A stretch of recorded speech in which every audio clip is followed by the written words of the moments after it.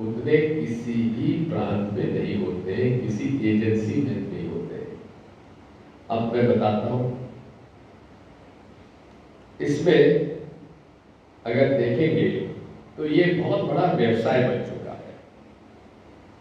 Bhajpa JDU की सत्ता की सरपरस्ती में सरकारी भर्तियां और प्रतियोगी विषयों के घोटाले का गोलंदा चल रहा है।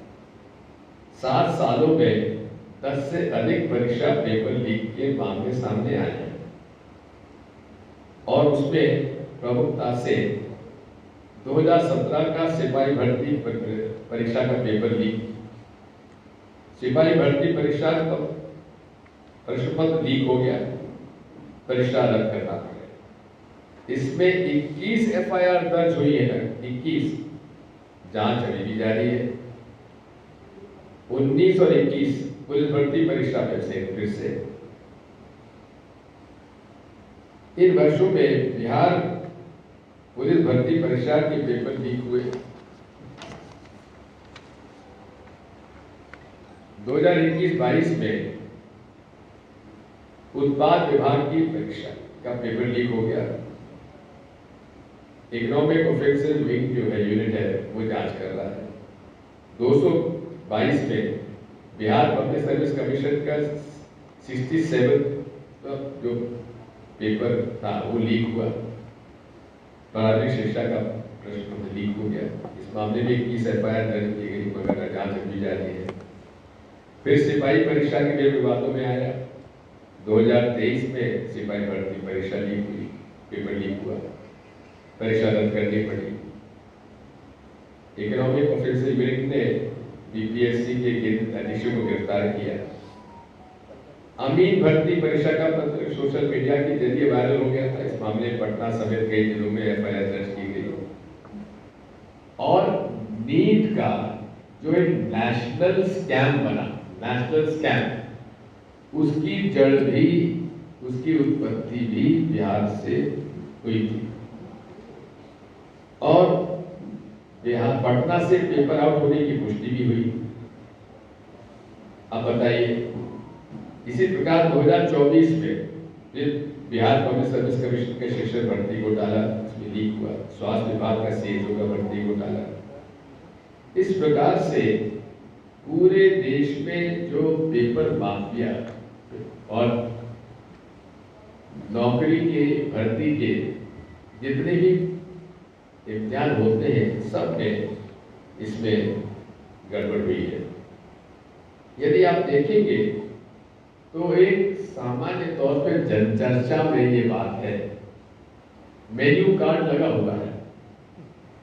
नीट का पोस्ट ग्रेजुएट पेपर की कीमत 70 से 80 लाख रुपए, 70 से 80 लाख रुपए में पेपर नीट पीजी का प्राप्त हो सकता है।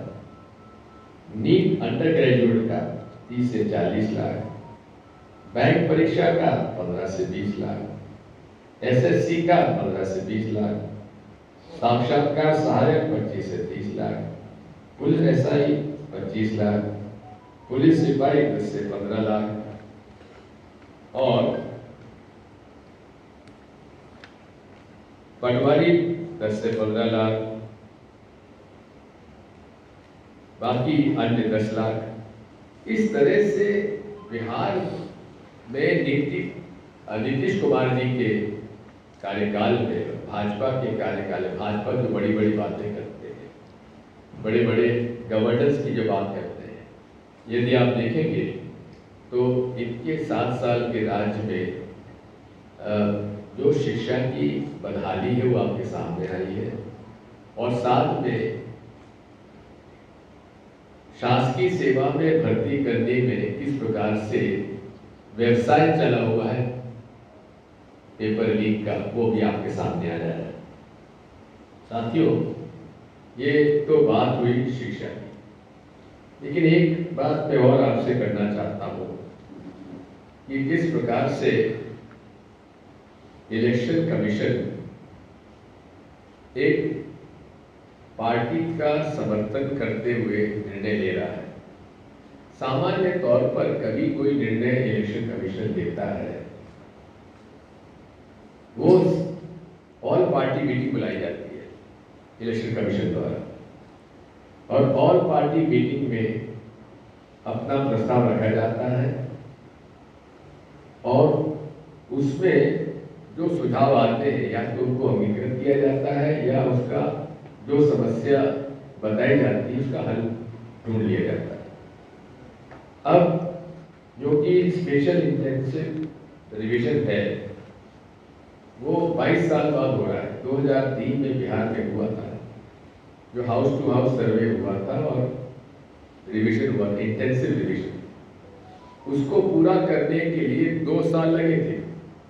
बिहार जो कि उस समय भी भौगोलिक दृष्टि से झारखंड अलग हो गया था, काफी बड़ा राज्य, और साथ में बारिश में तो वैसे